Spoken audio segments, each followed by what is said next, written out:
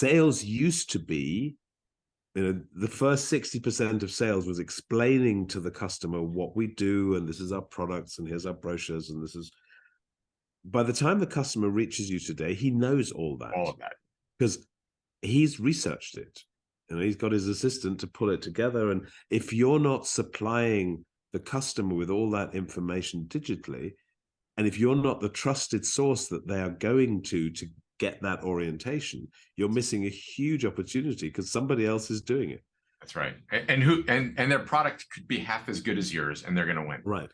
Yeah. Which is all about content. It's about establishing expertise. It's about sharing stuff, and it's dramatically changing the sales process. Dramatically. 8 years ago or so, I'm here in New York, as you know. 8 years ago or so, a friend of mine said, "Look, a friend of mine owns, ironically, a very large staffing company. This company was doing 9 figures in revenue, and they're struggling." Mm-hmm. And he said, "Could you mind just going in and meeting with him and seeing if he can help?" So I said, sure. I met with the owner, and again, well-known business here in New York, maybe throughout the entire country. And I said, "What's going on?" He said, he showed me this huge room that he had for salespeople, and a phone and a computer. And he said, "My salespeople are just they're not able to sell anymore." I said, "Well, what are you doing for marketing?" He goes, "I don't need marketing. I have a whole sales force." I said, and I tried to explain all of this to him.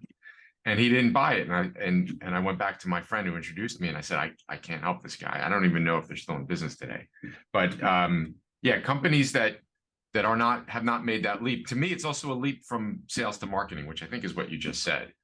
So you still need salespeople, but marketing does a lot of the heavy lift, and those two are now intertwined more than they've ever have been. The way the business development funnel has matured is entirely different. You don't need salespeople tipping prospects into the top of the funnel. That's right. What your marketing is there for.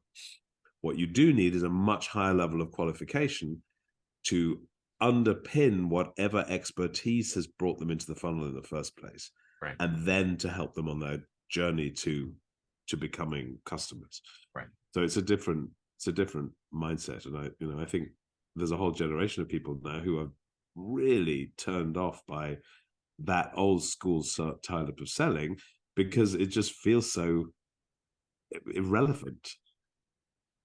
And used car salesman. Well, the used car salesman, that's an interesting economic case of the used car salesman, and it has to do with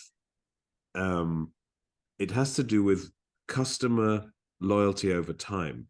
The reason that used car salesmen have such a bad rap is because they don't care what happens the moment that they've closed the sale. All about the transaction. It's just about the transaction. So